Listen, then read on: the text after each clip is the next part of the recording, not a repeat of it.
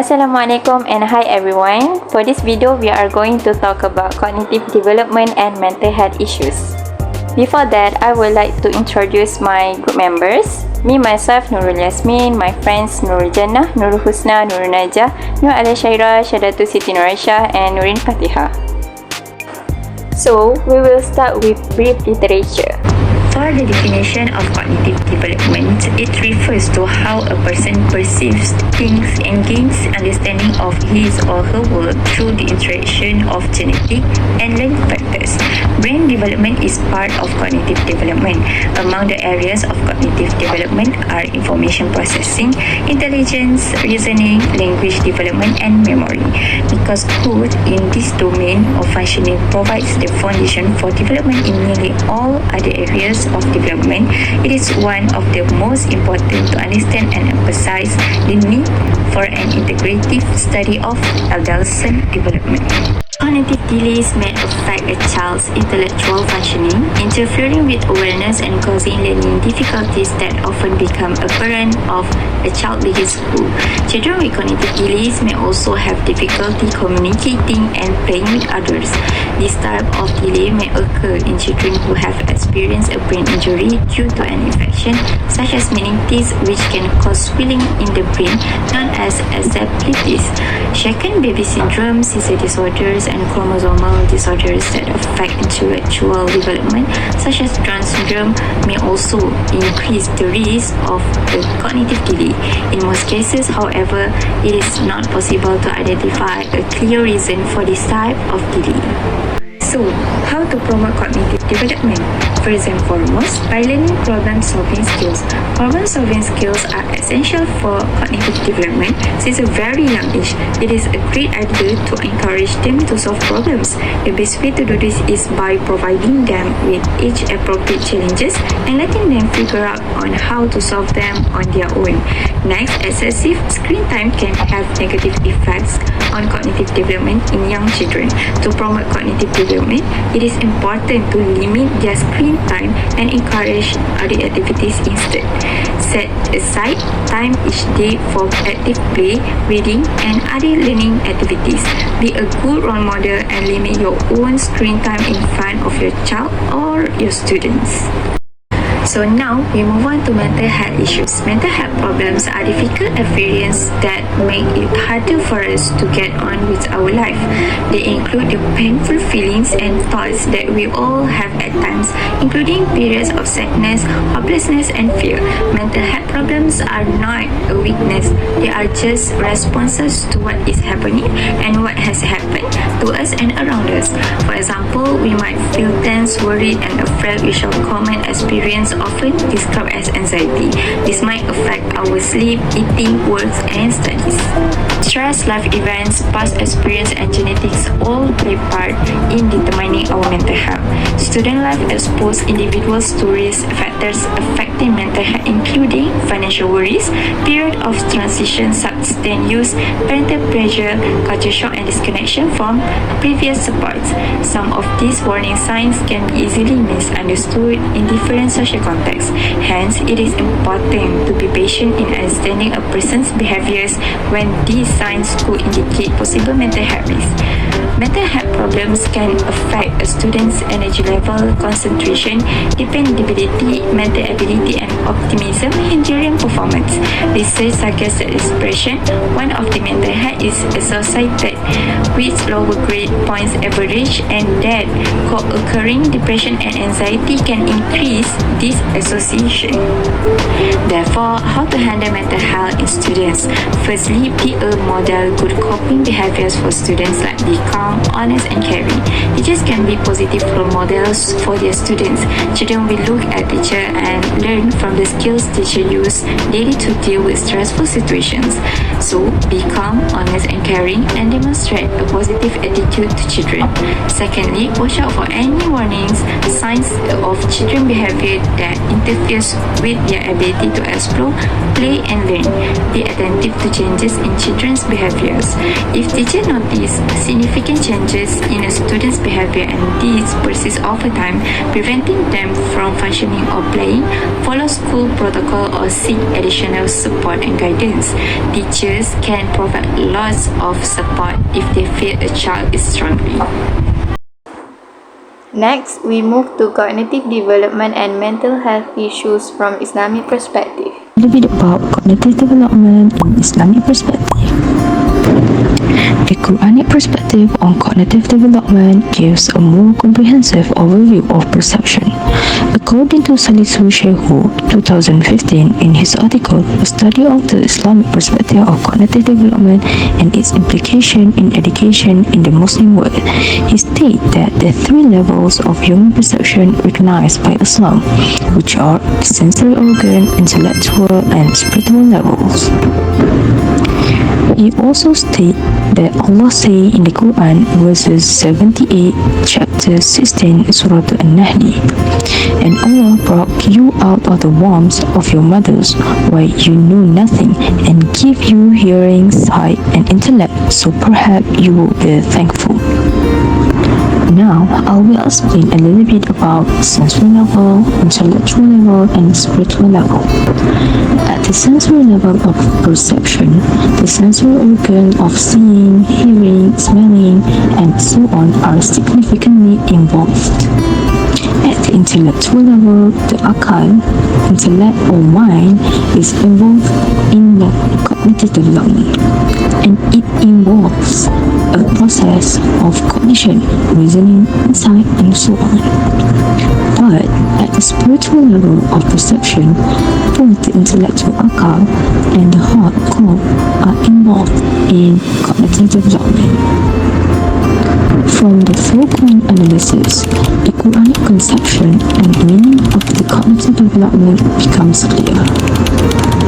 Let's move to the 9 extractable stages of cognitive development from the Quranic verses and Ahadith. The first stage is stage 1, Sinul Idra al-Hissi, period of sensory perception from birth to 2 years old. And the second stage is Atufulatu Mubakira, the early childhood from 2 until 7 years old. The third stage is called as a Sinutamayyiz or Atufulatu Mutaakhira, the period of discerning or later childhood, which is from 7 to 10 years old.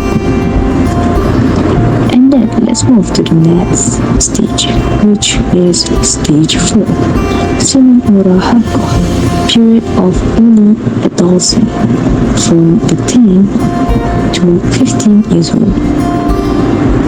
And then Sinul Bulugh, or called as the age of puberty, youthful age, which is stage 5, from 15 until 33 years old. The next stage is stage 6, Sinul Bulugh al-Azhar, the period of full physical and intellectual strength, complete intellectual development, which is from 33 years old until 40 years old. The next stage is stage 7, Sinul Tawakuf, period of constancy in cognitive development from 40 years old until 60 years old. And the second last is stage 8, Sinul Shyaidatul, the old age from 60 until 80 years old. And the last stage is stage 9, Abdul, or called as a 5 years old age or senescence, from 18 years old and above. What is the connection between mental health and Islam? The first one is spiritual reliance. Islam offers a spiritual secretary for Muslims to live a peaceful life by using their inner strength and having a strong relationship with the ultimate power, Allah, being optimized, improving their feelings and not waiting for outside events to improve. Islam acknowledges the importance of spiritual status as an interior power that can be exercised to have a calm mind, guilty consequences, and positive thought. The next one is role of patient. Islam attached great importance to patience, and it is the focus of about 200 ayah of the Quran and referred to indirectly in many others. Patience is a virtue that enables Muslims to proceed towards worthy goals undefeatedly by adverse circumstances or repeat provocations. Evil eye, or nazar. Belief in the evil eye is found in the Quran based on the following verse, and from the evil of the invite when he invites al-falaq. The concept of an evil eye is the belief that an individual can look at people, animals, or objects and cause harm due to jealousy. Spiritual possession, which is the belief that jinn has the power to possess an individual, causing harm to the person and those around them. The last one is, what is Islam role in addressing mental health challenges people face? Islam does not require us to be superhuman. If one experiences negative feelings, he is encouraged to resist them with positive thoughts and actions if possible, or to seek professional help if the case is clinical. People feel depressed or sad when this harmonious is disturbed, in which case Islam steps in not to condemn the feeling but to offer a solution for regaining psychological and mental balance. Situation that related to cognitive development and mental health issues. Scene 1. Cognitive development.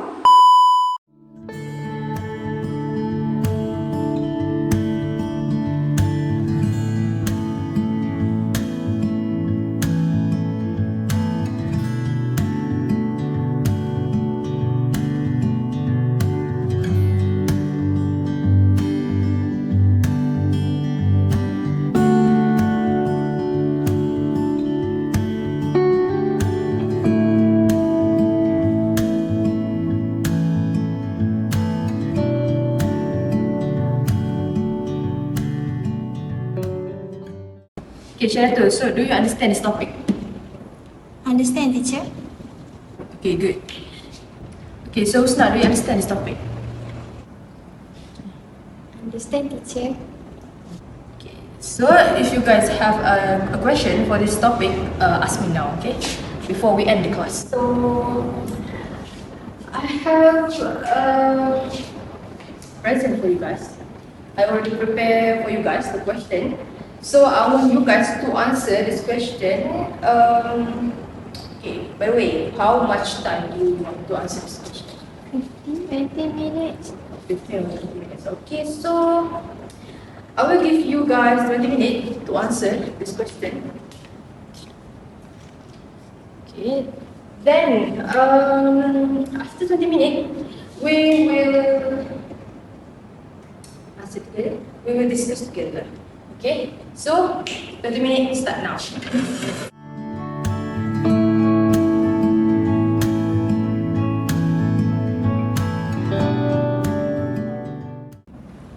Okay, Shyaidatul, I want you to answer the question number 1.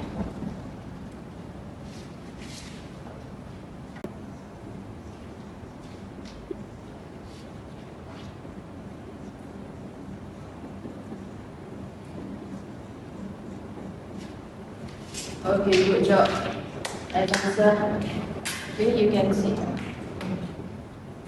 Okay, Husna, right now I want you to answer question number 2.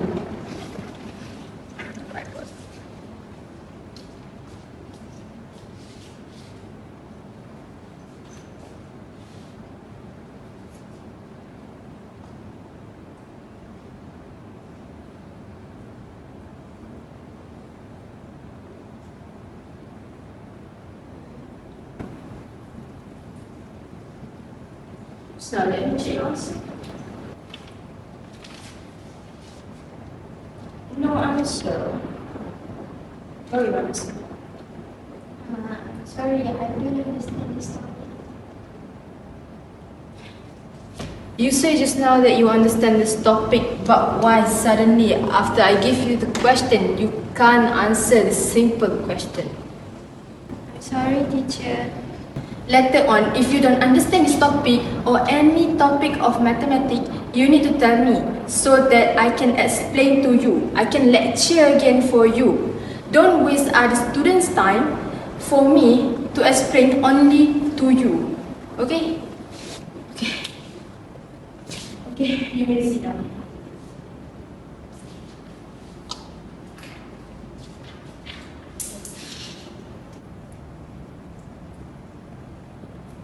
So cute, Husna. Don't be silly, okay?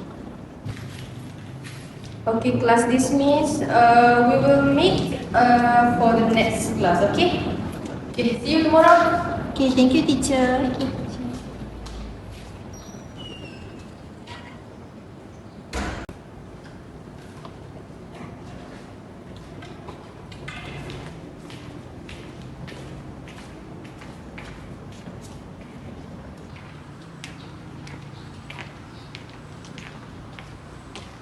Are you okay, Husna? No, I'm not. It's very sad because I don't understand and answer the question that teacher gave us. I feel like I want to hide somewhere else. So cute now. Everyone has their own different learning. It's okay if you don't understand now. At least you try, okay? Yeah, but I don't know how to understand this topic. Do you need help, Husna? I can help you to understand this topic. Trust me. Are you serious? You want to help me? Yeah, why not? Are you free at 4? Yes, I don't have class this evening. Let's study together.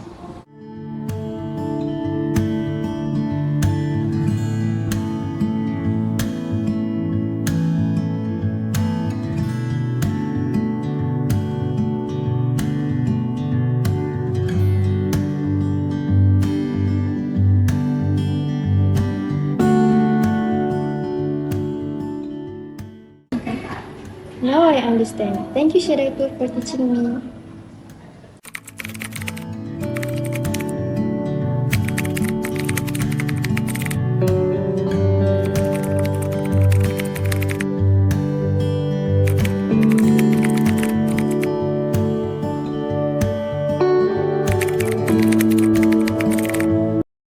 Scene 2, mental health issues. Ma'am, your daughter result is not being good, but I believe she can improve by doing more exercise in the future.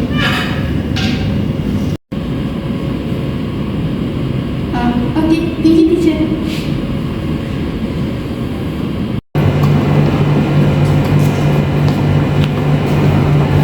What are you doing for yourself? Your result is really bad. I'm really disappointed with you. I'm sorry, Mom. I've tried my best, but the topic is so difficult to understand. So many excuses. I don't want to hear any excuses. Look at your brother. Said A is full all the time.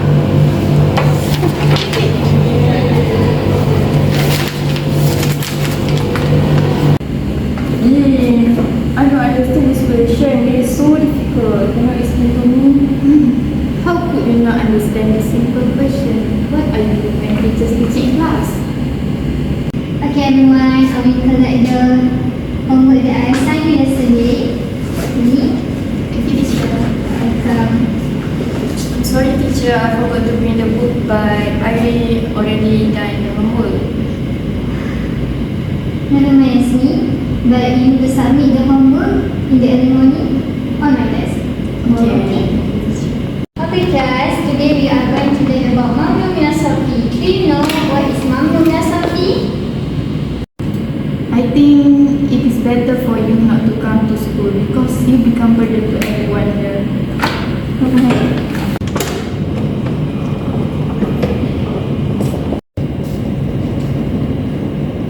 Assalamualaikum warahmatullahi wabarakatuh. Nurin, where Yasmine? She was here but then she went out of the classroom and right now I don't know where she is.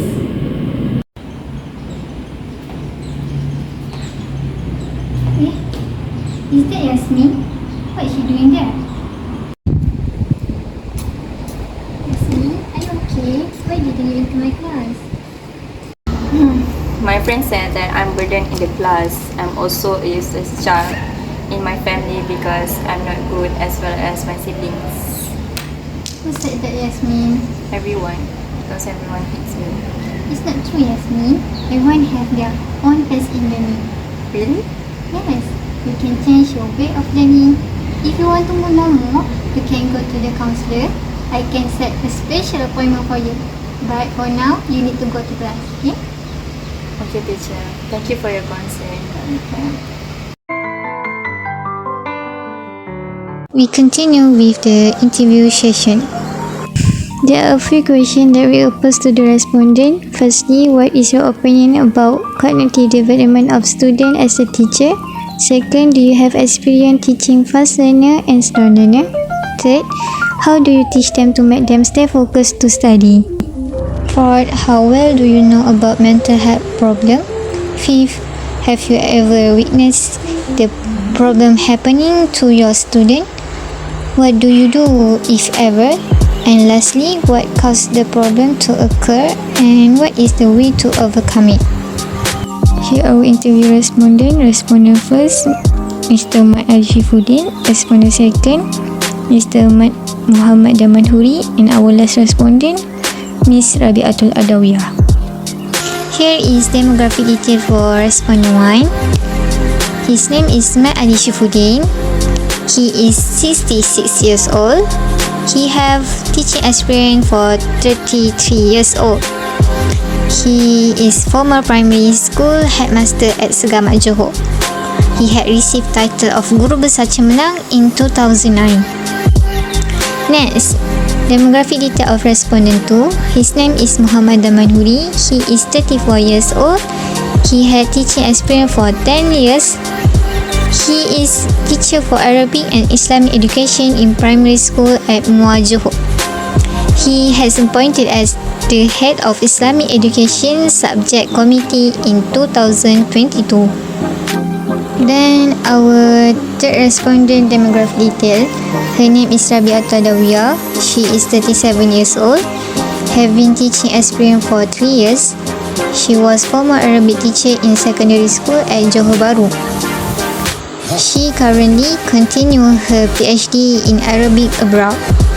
Let's hear our respondent answer for question 1. What is your opinion about cognitive development of student as a teacher? Memang tidak dapat dinafikan bahawa perkembangan kognitif bagi pelajar adalah berbeza. Misalnya dalam satu kelas tu kita akan dapati biasanya ada pelajar yang fast learner, pelajar-pelajar biasa atau pelajar normal, dan ada juga pelajar yang slow learner. Faktor keturunan, persekitaran dan corak pendidikan di rumah mempengaruhi perkembangan kognitif bagi pelajar. Biasanya pelajar yang berlatar belakangkan keluarganya yang berpendidikan tinggi, faktor persekitaran yang membantu mematangkan pelajar, rakan-rakan yang baik dan ibu bapa yang mengambil berat tentang pelajar biasanya akan membuahkan pelajar yang bijak, dan begitulah sebaliknya. Pendapat saya, perkembangan kognitif pelajar ni perlu diambil kira dalam PDP, dalam proses pengajaran dan pembelajaran. Dan lagi untuk kita mudah untuk proses pentaksiran dan proses pedagogi kita. Untuk kita ajar budak tu lah macam mana semua kita berdasarkan tahap penerimaan murid itu sendiri. Contohnya kalau fast learner, bagaimana kita nak berinteraksi dengan dia dan memberi cara tunjuk ajar lah. Dan kalau slow learner bagaimana, begitulah. Dan kita mesti kena kena ikutlah dia punya keupayaan murid-murid ni. Sangat penting pada saya, dia sangat penting kita memahami pelajar. Bagaimana pelajar tu, banyak faktor-faktor sebelum kita mengajar pelajar tu, dan proses ni continuously sentiasa berjalan sepanjang pembelajaran sampai akhir pelajaran. Jadi faktor ni, perkara ni sangat penting untuk Seorang guru, perkembangan kognitif pelajar memanglah berbeza. Lebih-lebih lagi kalau kata kita nak belajar bahasa baru, tak kiralah bahasa Arab ke, bahasa Inggeris ke, atau bahasa yang lain-lain lah. Jadi kita sebagai seorang guru, kita kena sesuaikan kaedah pengajaran kita mengikut kemampuan pelajar. Bagi menguasai 4 kemahiran bahasa lah yang umum, yang amnya yang kita semua tahu, kemahiran bertutur, mendengar, menulis dan membaca. The second question, do you have experience teaching fast learner and slow learner? Sebagai seorang guru, pengalaman mengajar murid-murid fast learner dan slow learner tidak dapat kita elakkanlah. Mengajar murid fast learner ni bukan suatu yang mudah walaupun murid ni pandai, sebab pelajar ni telah melampaui umur sebenar mereka. Biasanya kita ambil contoh murid tahun 1, kita mengajar dia suku kata dalam membaca, tetapi murid-murid fast learner ni kita dapati mereka ni dah fasih untuk membaca. Jadi kalau pendekatan kita salah, murid-murid ni akan merasa bosan dan tidak minat untuk belajar. Manakala murid-murid slow learner ni pula, kita dapati mereka ni tidak dapat menguasai pembelajaran yang diajarkan. Jadi kalau sekolah ada kelas pemulihan, murid-murid ni akan dihantar di kelas pemulihan. Manakala kalau kelas yang tiada kelas pemulihan, maka murid-murid yang slow learner ni akan kita pulihkan semasa di dalam kelas. Dalam tempoh 10 tahun saya mengajar ni memang banyaklah, sebab sebelum ni kita ada streaming dalam sebelum budak akan dikelaskan, tapi sekarang dah tak ada. Tapi sebelum ni saya melalui pelajar-pelajar daripada kelas-kelas yang pandai-pandai, ada kelas yang agak perlahan sedikit. Pengalaman jadi memang kita kena dalam proses merancang pembelajaran tu, memang kita akan tengoklah budaknya macam mana. Pengalaman saya mengajar bahasa Arab kepada pelajar fast learner dan slow learner ni dua-dua ada. Sekolah tempat saya berkhidmat dulu, mereka asingkan pelajar mengikut grade. Jadi bila asingkan pelajar mengikut grade, ada kelas yang slow learner dan ada kelas yang fast learner. Jadi mereka ni, pelajar fast learner dan slow learner ni tidak berada dalam satu kelas yang sama. Jadi saya secara peribadi tidak menghadapi kesukaran untuk mengajar kerana mereka berbeza-beza tahap. The third question, how do you teach them to make them stay focused while study? Murid-murid fast learner ni perlukan pelajaran tambahan ataupun yang kita panggil pengkayaan di dalam sistem pembelajaran. Bagi murid ni kita kena sediakan bahan-bahan yang lebih mencabar untuk mereka. Kita murid-murid biasanya kita akan bagi soalan yang biasa, tetapi murid-murid fast learner ni kita akan bagi soalan-soalan tambahan yang lebih mencabar, dan kita sediakan bahan-bahan batu mengajar yang lebih baik lagi supaya murid-murid ni dapat meneruskan pembelajarannya di saat murid-murid lain menyiapkan kerja-kerja yang diberikan. Manakala murid-murid slow learner ni, kita kena berikan pengajaran pemulihan. Maknanya murid-murid ni kalau sekali kita ajar dia tak akan faham. Jadi kita kena ajar dia berulang-ulang kali, secara berterusan. Kena ajar banyak-banyak kali secara berterusan. Kemudian pengajaran ni kena kita ajar dia sampai faham, yang dinamakan pengajaran pemulihan. Ni berbeza. Contoh saya tahun lepas saya ada satu program, nama dia program pencutan khatam untuk murid-murid. Murid yang terlibat ialah murid tahun 6. Okey. Pengarah pelajar pendidikan negeri Johor mensasarkan 80% setiap sekolah di negeri Johor. Tahun lepas 80% muridnya mesti tahun 6 mesti dah khatam Al-Quran. Jadi ada murid yang fast learner. Fast learner ni sangat mudah kan. Kita contohnya dia dah pandai ngaji, kita cuma kasih sedikit rangsangan, contoh rangsangan hadiah, saguan parti, dan kita lepaskanlah dia macam awak ngaji berapa sehari 50 surat ke untuk mengkhatamkan Al-Quran.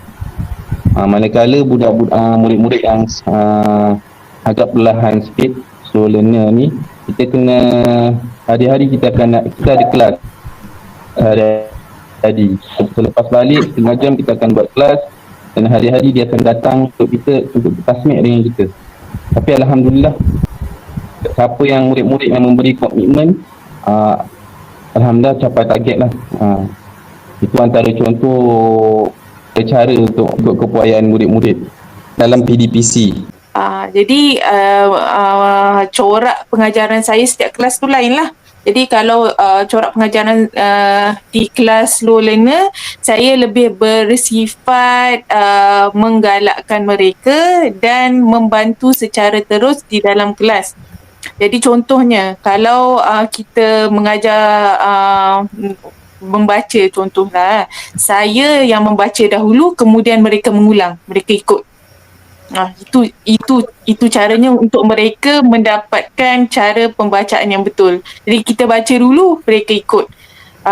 Lepas tu, contoh kalau untuk kemahiran bertutur, contohnya, saya mengajar template situasi. Contoh, template situasi ketika berada di pasar. Macam mana, apa bualan yang berada di pasar. Kita bagi template. Dia orang baca dan dia orang ikut. Contoh, template ketika sesat. Kita bagilah apa-apa situasi.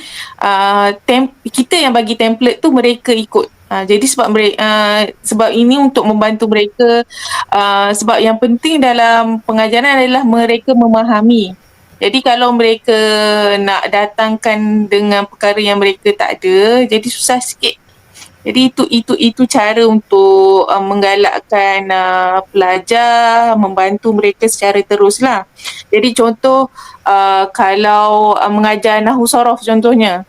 Nahwu Sorof contohnya, kita buat latihan bersama-sama dalam kelas. Saya tak bagi kerja rumah.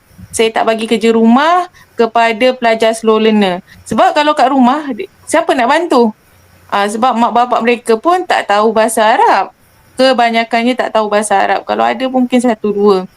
Jadi tak ada siapa yang membantu mereka. Nanti kita sebagai guru, kita yang stres sebab kita bagi kerja rumah, mereka tak buat. Mereka tak buat bukan sebab tak mau buat. Mereka buat sebab tak tahu nak buat.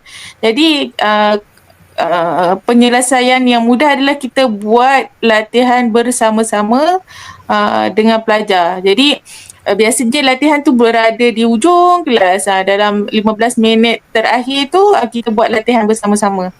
Tu untuk pelajar yang slow learner. Yang penting kita jangan bagi mereka hilang minat. Kita suruh buat benda yang mereka tak boleh nak buat. Kita kena sesuaikan keadaan. Jadi untuk mendapatkan minat tu, kena buatkan mereka rasa mereka mampu buat. Jadi kita sebagai guru memang betul-betul kena fokus lah. Fokus satu, lepas tu kena tengok pelajar kita macam mana. Tapi berbezalah dengan pelajar fast learner, saya lebih fokus kepada membimbing mereka untuk lebih jadi produktif. Contoh kalau teks macam tadi kan, teks bacaan kat kelas slow learner, saya baca dulu, lepas tu mereka ikut. Tapi kalau untuk fast learner, mereka baca, kalau salah baru saya betulkan. Macam tu cara dia. Kalau salah baru betulkan. Lepas tu kalau kerja rumah mereka ada kerja rumah. Biasanya kerja rumah esei satu muka surat setengah. Yang macam kalau pelajar ni kita bagi situasi, kita bagi template, ni tak, dia orang buat sendiri. kita bagi je tajuk, awak buat tajuk-tajuk ni, saya bagi beberapa tajuk, contoh awak kena buat macam itulah. Dan kalau contohnya latihan nahwu soroh pun bagi kerja rumah, tapi minta mereka bawakan contoh luar daripada buku teks. Ikutlah awak nak ambil daripada mana. Contoh-contoh nahwu soroh ni awak nak baca Al-Quran ke, hadis ke, surat khabar ke, kartun Arab ke, lagu Arab ke, ikut mereka. Jadi kita lebih bagi ruang mereka meneroka sendiri. Sebab kalau pelajar fast learner ni, kalau kita macam kita hadkan mereka terhadap buku teks ni, mereka boring, bosan. Sebab benda tu mereka dah dapat tangkap kan. Jadi okey, apa lagi, apa seterusnya. Jadi kita yang kena bagi mereka ruang untuk meneroka sendiri. Jadi apa yang kita belajar, kita minta dia orang apply. Contohnya nahwu soroh, okey, kita belajar apa, jar majrur contohnya. Okey, carilah apa-apa jar majrur dekat mana-mana kan, bukan sekat buku teks je. Ikutlah. Okey. Jadi kesimpulannya, pelajar slow learner pembelajarannya formal, tertumpu pada dalam kelas. Kita memang fokus dalam kelas. Kalau kelas tu berapa? Kelas tu ada dua masa. 1 jam. 1 jam tu memang kita fokus kat mereka, fokus. Lepas tu apa-apa jangan dismiss soalan lah. Dan pelajar slow learner, fast learner, saya galakkan mereka meneroka sendiri di luar kelas. Itulah kesimpulan dia. The fourth question, how well do you know about mental health problem? Masalah kesihatan mental ni timbul daripada ketidakupayaan pelajar-pelajar untuk menghadapi tekanan, menghadapi ujian dan dugaan. Ketidakupayaan inilah yang menyebabkan timbulnya masalah ni. Jadi biasanya murid pelajar yang terlibat adalah pelajar-pelajar di dalam keadaan zon selesa. Dia dimanjakan, selalu disambung, berada dalam keadaan yang mewah. Jadi apabila bertembung dengan dugaan, bertembung dengan ujian, dugaan, mereka ni tak dapat menerima keadaan, lemahnya mereka kerana mereka dah ada dalam zon selesa. Jadi apabila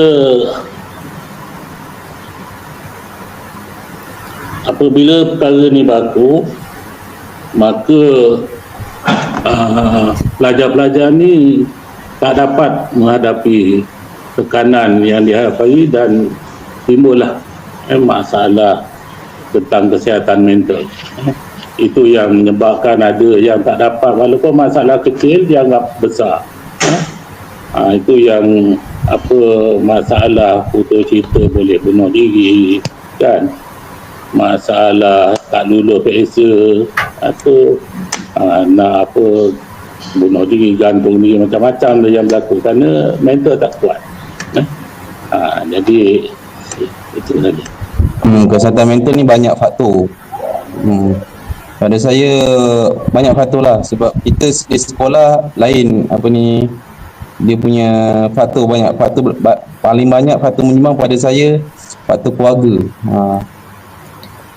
Bagaimana ekonomi keluarga tu, dia akan terkait juga. Bila ekonomi keluarga tu baik, insya-Allah dia punya pembelajaran makin baik.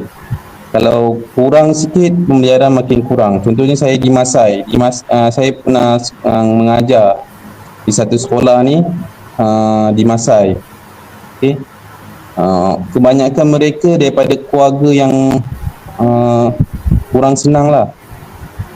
Jadi dia punya pembelajaran agak terganggu lah daripada emosi dia, sebab budak-budak kalau tak cukup makan apa semua, dia susah nak belajar. Maksudnya dari segi pemakanan pun sama, dari segi perhatian ibu bapa, begitu. So jadi emosi ni sangat penting lah. emosi kanak-kanak, rasa dia selamat, rasa dia diberi kasih sayang, diberi perhatian, memang menjadi penyumbang besar dalam kejayaan pembelajaran murid-murid di sekolah. Masalah kesihatan mental ni tak kisahlah pelajar ke orang tua ke, kita kena ambil berat. Dan sebagai seorang guru juga, kalau pelajar mengadu pada kita, kita jangan jadikan tu bahan bualan kita dengan rakan sekerja yang lain lah. Kita anggap tu rahsia, walaupun dia tak kata ni rahsia, ni rahsia ke cikgu ke apa, just salurkan tu kat tempat yang betul, okey dan macam tu lah. Sebab perkara ni kalau kita jadikan bahan bualan terhadap dengan rakan-rakan sekerja, kita akan pelajar akan hilang percaya pada kita. Sedangkan dia pun dah tak ada tempat tau. Dia dah tak ada tempat lagi nak mengadu kalau kat rumah dia tak berapa, orang kata tak berapa membantu mereka. Jadi dia pergi kepada guru, tapi kalau guru pun khianat pada mereka, jadi susah. The fifth question, have you ever witnessed the problem happening to your student? What do you do if ever? Dia masalah mental dalam yang saya temui di kalangan pelajar-pelajar sekolah rendah ni kurang lah dibandingkan dengan sekolah menengah. Tapi walau bagaimanapun saya pernah menghadapi pelajar yang mengalami kekurungan yang berpanjang, yang mana pelajar ni daripada kalangan pelajar yang miskin, berpakaian yang lusuh, dia ni selalu didik oleh rakan dia kan. Dia punya pakaian, dia punya apa duit apa semua tak sama dengan kawan-kawan dia dalam keadaan miskin. Jadi oleh sebab itulah berlakunya kemurungan. Jadi bila kita dah kenal pasti pelajar ni murung, maka langkah kita ialah kita hantar murid ni kepada guru bimbingan dan kaunseling. Yang mana kalau sekolah menengah, kita hantar pada kaunselor pelajar. Menyaksikan contoh zaman PKP, pembelajaran tu agak susah. Murid-murid, contohnya murid-murid pun tak cukup makan. Satu saya di Masai lah, murid-murid terpaksa kumpul kayu untuk bakar untuk masak. Dan bila macam itu, kita punya pembelajaran masa tu online, memang budak tak masuk kelas apa semua. Dalam kita punya keupayaan cuma di sekolah, cuma bergantung pada rakan-rakan lah, kumpul duit. Masa tu kita pergi rumah keluarga tersebut, kita bantu dari segi beras, daripada ni lah makanan. Maksudnya apa yang kita boleh bantu, kita kumpul, kita panggil PIBG sekali daripada dana PIBG untuk kita bantu apa yang dia perlu masa tu. Jadi kalau ada masa-masa sekarang, kebanyakan kalau kita bantu banyak, kita contoh hari raya ke apa, kita ada kumpul duit apa semua. Kalau macam ada daripada penyumbang-penyumbang, kita akan salurkan lah di sekolah. Jadi untuk pelajar sendiri, saya tak ada masalah, saya tak pernah bertemu dengan pelajar yang ada masalah bunuh diri. Tapi masalah setakat depression tu ada. Tapi kita sebagai seorang guru, okey, kalau kita mendengar, kalau kita tak ada kapasiti untuk membantu mereka, kita kena salurkan kat tempat yang sesuai. Contoh, kat sekolah ada guru kaunseling. Kat sekolah ada, kalau kat sekolah saya dulu memang ada bukan setakat guru kaunseling, dia memang psikologis, pakar psikologi. So dia lain lah, guru kaunseling dan pakar psikologis lain. Jadi itu yang kita kena refer lah. Kita jangan dismiss pelajar tu walaupun sekecil mana pun masalah mereka. Kita kena guide dia lah ke tempat yang betul kalau kita tak ada kapasiti untuk membantu. And the last question, what caused the problem to occur and what is the way to overcome it? Masalah yang berlaku adalah sebabnya pelajar yang terlibat ni pelajar miskin, daripada keluarga yang miskin, keluarga yang tak mampu, keluarga yang tak mampu belikan pakaian yang cantik, dia memakai baju yang lusuh, pakaian-pakaian yang tak begitu cantik. Jadi pelajar ni selalu dia ejek oleh rakan-rakan dia, menyebabkan pelajar-pelajar ni tertekan. Pelajar-pelajar ni tertekan, kemudian dia tak dapat menumpukan pelajaran dia, pelajaran sepenuhnya lah. Dia sepanjang, kalau kita masa kita mengajar tu, dia murung, maknanya dia sedih berpanjangan, dalam keadaan termenung, dalam keadaan sedih berpanjangan, tak dapat belajar, tak dapat menerima pelajaran. Jadi inilah yang berlaku. Jadi cara mengatasinya seperti yang kita tahulah, iaitu yang pertama sekali kita nasihatkan dia, dan kita yang pakat-pakat dengan guru lain, kita bantulah dia dan keluarga dia dari segi kewangan. Kita kutip kewangan, kita bantu murid ni. Kemudian murid ni untuk nak lebih baik lagi, kita telah hantar murid ni kepada guru bimbingan dan kaunseling untuk di kaunseling, untuk beri semangat dia, supaya murid ni dapat belajar seperti biasa, tidak rasa rendah diri, tidak diejek oleh rakan-rakan. Di samping tu, masa perhimpunan kita nasihat juga dengan pelajar-pelajar lain, supaya tidak mengejek pelajar-pelajar yang lebih miskin, tidak menghina mereka yang lebih miskin daripada mereka. Jadi kita di samping kita nasihat pelajar ni, kita pun nasihat pelajar-pelajar lain supaya menerima pelajar ni seadanya. Jadi itu saja daripada saya. Apa yang sebab berlaku dia banyak faktor juga. Pertama, faktornya mungkin pembelajaran. Faktor banyak faktor. Faktor paling utama ialah pengamalan agama pada saya lah. Kalau orang tu agama. Yang kedua, faktor ekonomi, faktor ekonomi keluarga sendiri, faktor pengamalan kat rumah tu bagaimana.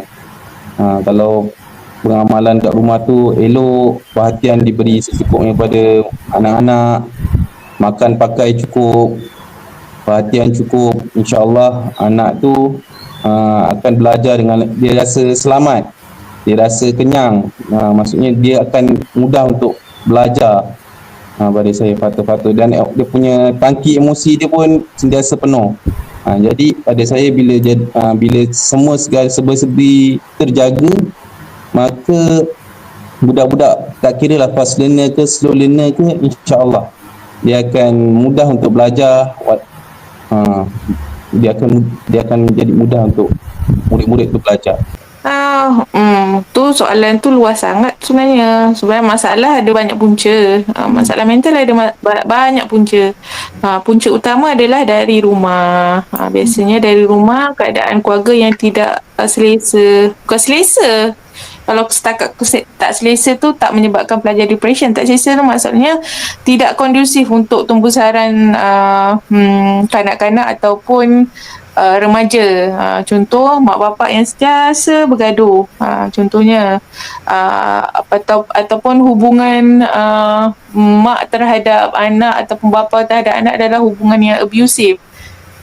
Kan, mak bapak yang pukul anak, cakap maksud abusive ni bukan setakat pukul je, kadang kata-kata verbal abuse kan, cakap nak maki-maki je. Jadi selain daripada sekolah, separuh daripada kehidupan dia dekat rumah. Jadi itulah punca utama. Biasa masalah kesihatan mental adalah berpunca daripada rumah. Itu yang utama yang boleh kita simpulkan lah. Jadi kalau kita sebagai orang luar, kita boleh bantu tapi tak boleh mengubah sepenuhnya. Boleh bantu mengurangkan, sebab yang perbuatan-perbuatan tersebut tu kita tak boleh nak kawal, bukan berada dalam kawalan kita. Jadi kita sebagai seorang guru, kena sensitif, dan kena layan case by case. Contoh budak biasa mengantuk kat kelas kan, jangan terus sindir, peli. Tak, kita tanya kenapa awak mengantuk, tanya kenapa dan tahu apa sebab dia, dan dari sebab tu kita boleh cari penyelesaian lah untuk dia kalau boleh menyelesaikan. Summary from the interview. So I will conclude all the answer or opinion that we get from all respondents that we interviewed before. For the first question, cognitive development of the students need to be considered in teaching. It is because every student have different cognitive development, whether they are fast learner or slow learner. Therefore, a teacher should teach them according to their appropriate ability. Some of the factors that affect cognitive development, such as heredity, environment, and education pattern at home. For the second question, according to the respondents' experience, fast learner is who can think beyond their actual age, while in class, they will quickly get bored and not interested in learning. While the slow learners, they cannot fully understand what they learn and they are put in remedial classes. So for the fast learner and slow learners, they are separated in different classes according to their abilities or grades. For the third question, ways to help fast learner to be focused in class are by providing them additional lessons and do not limit the lessons that are in the textbooks. Guide them to be more productive in class while giving them a stimulus to stay motivated, like giving a gift and give them homework. While the slow learners, help them directly, such as doing exercises together and teaching them continuously until they understand. For the next question, mental health arises from the inability to face trials or conjectures, whether it's small or big. Most of them who suffer from the mental health is someone who is in a comfort zone, such as pampered. Most say that mental health is less experienced by primary school students than secondary school students. Next, if the teacher look at the students having problems, they will send the students to the counselor. If the students share their problem, the teachers need to keep it private and confidential, so the students will believe them. For the last question, some of the factors that lead to mental health is due to the family factors, such as economic status, lack of attention from parents, and parents keep abusing them, and so on. I hope that this information is beneficial to everyone. For the last part, we want to conclude all the informations that we got from the topic. First, cognitive development is very important for the children, even as a student, to ensure the mental abilities to function properly.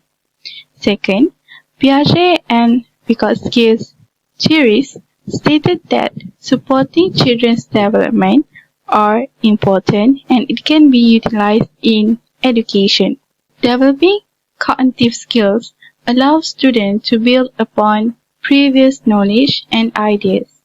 Having mental illness can actually affect the cognitive development, as it can impact someone's thought, actions, and interactions with others, which mean their daily life.